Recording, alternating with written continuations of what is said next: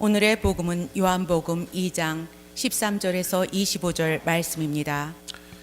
유다인들의 파스카 축제가 가까워지자 예수님께서는 예루살렘에 올라가셨다. 그리고 성전에 소와 양과 비둘기를 파는 자들과 환전꾼들이 앉아 있는 것을 보시고 끈으로 채찍을 만드시어 양과 소와 함께 그들을 모두 성전에서 쫓아내셨다. 또 환전상들의 돈을 쏟아버리시고 탁자들을 엎어버리셨다. 비둘기를 파는 자들에게는 이것들을 여기에서 치워라. 내 아버지의 집을 장사하는 집으로 만들지 마라 하고 이르셨다. 그러자 제자들은 당신 집에 대한 열정이 저를 집어삼킬 것입니다 라고 성경에 기록된 말씀이 생각났다. 그때 유다인들이 예수님께 당신이 이런 일을 해도 된다는 무슨 표징을 보여줄 수 있어 하고 말하였다. 그러자 예수님께서 그들에게 대답하셨다. 이 성전을 허물어라. 그러면 내가 사흘 안에 다시 세우겠다. 유다인들이 말하였다. 이 성전을 46해나 걸려 지었는데 당신이 사흘 안에 다시 세우겠다는 말이요. 그러나 그분께서 성전이라고 하신 것은 당신 몸을 두고 하신 말씀이었다. 예수님께서 죽은 이들 가운데서 되살아나신 뒤에야 제자들은 예수님께서 이 말씀을 하신 것을 기억하고 성경과 그분께서 이르신 말씀을 믿게 되었다. 파스카 축제 때 예수님께서 예루살렘에 계시는 동안 많은 사람이 그분께서 일으키신 표징들을 보고 그분의 이름을 믿었다. 그러나 예수님께서는 그들을 신뢰하지 않으셨다.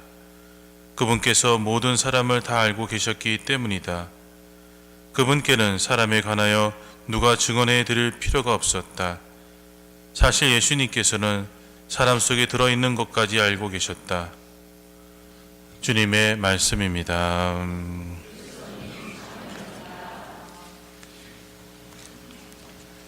안녕하세요. 오늘 날씨가 끝내주죠? 네. 저는 봄인 줄 알았어요. 뭐 날씨는 쌀쌀한데 햇볕이 완전히 겨울 햇살이 아닌 봄 햇살처럼 아주 찬란했습니다. 눈이 부실 정도로. 그래서 오랜만에 아주 맑은 날을, 그동안 맑았나요? 제가 잘 몰라가지고 그동안 맑았나? 하여튼 이스라엘을 저도 이제 갔다 왔는데, 성지순례 갔다 왔는데 이스라엘도 엄청 맑았어요. 날씨가 좋고 역시 서양 사람들은 반팔만 입고 다녔고 저는 티셔츠 하나 입고 다녔던 것 같아요. 날씨가 아주 좋았어요. 얼굴이 시꺼매졌잖아요. 햇빛이 하도 좋아가지고. 성지순례 잘 다녀왔습니다. 어느 도시에 장애인 복지관에서 일하는 한 여직원이 있었는데, 이분이 이제 빈민가에서 봉사를 주로 하게 되는데, 어느 날 이렇게 다니다 보니까 어떤 12살 된 남자아이가 눈에 띄는 거예요. 소아마비인데다가 절름발이었어요. 그래서 다른 아이들도 있지만 그 아이가 유독 눈에 밟혔어요. 그래서 이 아이를 위해서 내가 뭘 해줄 수 있을까 고민하다가 그 도시에 아주 유명한 정형외과 의사를 찾아갑니다. 그래서 사정을 얘기하고 좀 부탁을 했어요. 수술을 좀 해달라고. 의사도 이렇게 가만히 들어보더니 이제 설득을 당해서 그럼 한번 해보자고 해서 이제 수술을 했습니다. 이게 뭐 알다시피 한 번에 끝날 게 아니고 여러 번 수술을 했습니다. 그래서 이제 이 직원과 의사 선생님과 병원 관계자들이 열심히 재활도 하고 그래가지고 수술과 재활을 병행해서 걷게 되었고 다른 아이들처럼 뛸 수 있게끔 되었어요. 너무나 기뻤죠. 이 아이가 이제 훌륭히 잘하면 얼마나 좋겠는가 하면서 다들 기뻐했습니다. 그렇게 세월이 흘러서 이 직원은 중년 부인이 되었고 길 가다가 우연히 의사 선생님을 만났습니다. 그때 근데 의사 선생님이 참 반가워하면서 차나 한잔 하자고 그러면서 이제 차를 한잔 마시러 집에 갔습니다. 차를 마시면서 이제 그분과 이런저런 얘기를 하는데 누가 기억이 나겠어요? 그 12살 아이 그 수술한 게 이제 대화 중에 이제 나온 거예요. 나와서 이제 그 아이가 어떻게 되는지 궁금하니까 그동안만 연락이 좀 끊겼었나 봐요. 그 아이가 어떻게 되는지 궁금했는데 어떻게 그 아이가 됐나요? 그러니까 이 직원이 한참 머뭇거리다가 그 선생님은 그 아이가 어떤 아이가 되었을 것 같아요? 하고 오히려 질문을 합니다. 그 선생님이 혹시 의사가 됐나요? 그랬어요. 아니에요. 과학자가 됐나요? 아니에요. 그럼 뭐가 됐나요? 어떤 사람이 됐나요? 했더니 지금 그 사람은 감옥에 있다고, 살인자로서 형을 살고 있다고 얘기하면서 이런 얘기를 합니다. 선생님, 우리는 그에게 걷는 법만을 가르치려고 애썼던 것 같아요. 그래서 우리는 걸어가야 할 곳을 가르치는 것을 그만 잊고 말았던 것 같아요. 라고 합니다. 걷는 것만 가르쳤지 걸어가야 될 곳, 어떻게 걸어가야 될지를 안 가르쳤다고 그런 얘기를 합니다. 오늘 복음에서 예수님의 성전 정화 사건이 소개되고 있습니다. 이는 단순한 성전 정화 사건만을 전해주는 것이 아니라 오늘을 살아가는 우리들도 우리의 마음을 정화해야 된다는 것을 알려주고 있습니다. 예수님께서 예루살렘에 머물면서 많은 말씀과 기적을 행하심으로써 많은 사람들이 예수님을 믿게 되었다고 하지만 오늘 복음 끝에 예수님은 그들을 신뢰하지 않았다고 얘기합니다. 예수님이 말씀과 기적을 통해서 많은 사람들이 자신을 믿고 따르게 되었는데 정작 예수님은 그들을 신뢰하지 않았다라고 그래요. 물론 예수님의 맞았죠. 막판에 이들은 다 예수님을 배반했습니다. 왜 신뢰하지 않았던가? 그것은 바로 당신의 기적의 의미를 제대로 알지 못하고 그들의 마음을 제대로 정하지 못했기 때문에 그렇습니다. 실제로 진정한 회개의 삶을 살지 않았던 거예요. 그래서 그들을 신뢰하지 않는다고 얘기합니다. 앞의 이야기에서 걷는 법만이 아니라 걸어가야 될 곳을 가르쳐야 올바른 사람이 될 수 있는 것처럼 우리도 주님을 올바르게 따르기 위해서는 겉으로만 무언가를 지키는 것에 그치면 안 됩니다. 무언가 지키는 것만 급급하면 우리는 똑같이 예수님으로부터 신뢰받지 않을 수 있습니다. 바로 마음을 정화하고 우리가 걸어가야 될 곳, 우리가 가야 될 최종 목적지가 어딘지 분명히 알고 그걸 가기 위해서 나는 어떠한 노력을 하는가 굉장히 중요합니다.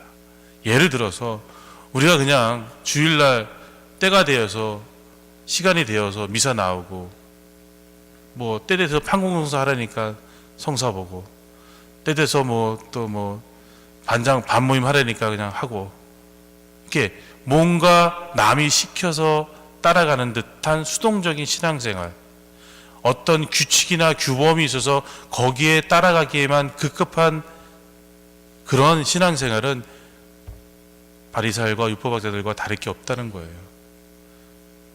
어떠한 삶을 살아가야 되느냐, 정말 애를 써야 돼요.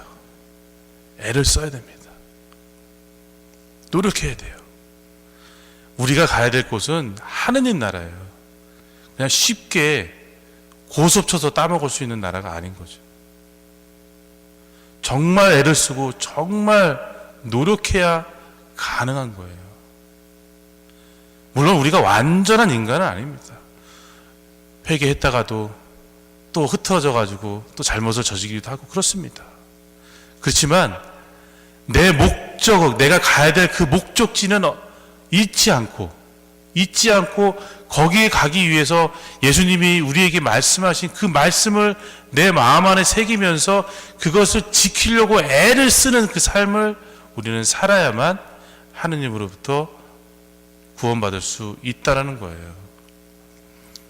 바로 율법학자들과 바리사이들은 그 당시에는 하느님이라는 핑계를 대고는 그냥 율법 지키는 데만 급급했던 거예요. 그 의미도 모르고 그냥.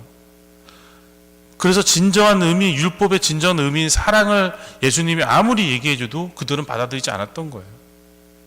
사랑은 사라지고 율법 규문만, 문장만 남았던 거죠. 우리도 그럴 수 있다는 겁니다.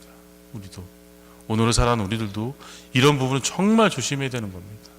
예수님이 말씀하신 사랑, 용서, 자비 이런 것들 하나도 실천하지 않으면서 그냥 미사만 참석하고 그런 꼭 지켜야 될 의무만 지키면 다 했어 라는 생각은 2000년 전에 율법 학자들이나 바리사이들과 다를 바 없는 겁니다.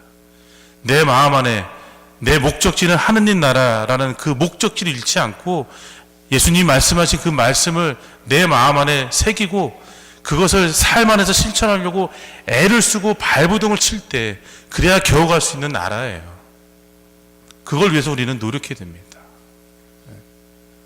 그렇지 않으면 오늘 복음에 나오듯이 예수님은 우리를 신뢰하지 않을 수도 있습니다. 그래서 예수님의 우리가 신뢰를 받기 위해서 모자랄 수도 있고 부족할 수도 있고 잘 못할 수도 있어요. 분명히 그래요. 또 우리는 그래서 고해성사를 하는 거예요. 그렇죠? 그래서 고해성사해요. 죄를 짓고 잘못도 저지르고 또 회개했다가 또 무너졌다가. 그렇지만 목적지는 잊지 말아야 돼요. 우리가 가야 될 그 목적지는 하늘나라라는 거 잊지 말고 그 예수님의 말씀을 내 마음 안에서 잊지 않도록 노력해야 돼요. 그래서 삶 안에서 실천하려고 발버둥 치고 그래야 됩니다. 애를 쓰고 이 삶만 유지한다면 우리는 갈 수는 있어요. 근데 단순하게 그런 건 없이 그냥 겉모습만 그럴싸하게 꾸며놓는 그런 삶을 살아가면 우리도 가기 힘들어요. 세례 받았다 하더라도 마찬가지. 애를 써야 됩니다. 여러분들 사순시기 보내면서 이거는 누구도 설명해 줄 수 없어요. 누구도 평가해 줄 수 없어요. 본인만이 알아요. 본인만이. 나는 정말 그렇게 살려고 애를 쓰고 있는가 없는가. 본인만이 알지요. 그거는 나중에 하느님 앞에 가서 본인과 하느님이 결산할 부분이에요. 그 누구도 평가해 줄 수 없어요. 그러니까 남한테 보이기 위한 신앙이 아니라 정말 나와 하느님하고의 관계 속에서 정말 나는 정말 하느님을 믿고 그분의 구원을 믿고 그렇게 살아가고 있는가. 그래서 애를 쓰면서 살아가고 있는가. 이런 것도 내가 내 스스로 점검해야 됩니다. 그래야 부활을 기쁘게 우리 맞이할 수 있는 거예요. 발부둥 쳐야 됩니다. 예수님도 부활을 얻기 위해서 십자가상의 고통을 받았어요. 예수님을 따른다고 그러면서 우리는 십자가 고통 안 지려고 하는 거는 그건 말이 안 되는 거예요. 우리도 십자가 져야 돼요. 그래야 부활을 우리도 얻죠. 십자가 없는 부활을 얻으려는 것은 도둑이에요. 있을 수 없어요. 십자가가 있어야만 부활이 있는 겁니다. 그래서 나는 얼마만큼 내 안에서 십자가를 지고 가겠는가. 발버둥 치면서 예수님을 따르면서 예수님을 따르려고 노력하고 있는가. 이건 우리 스스로가 자기 스스로가 분명히 평가해야 되고 노력해야 되는 부분입니다. 누구도 도와줄 수 없어요. 본인이 가는 겁니다. 본인이 자기 십자가를 지고 가는 거예요. 그래서 우리 다시 한번 그동안 나의 신앙생활이 정말 나태하게 그냥 수동적으로 그냥 주어진 거니까 안 하는 것보다 나을 것 같아서 이거 버려야 돼요. 이거 버리고 정말 하느님 뜻을 찾고 그 나라 가기 위해서 애를 쓰는 신앙생활을 우리가 앞으로 할 수 있도록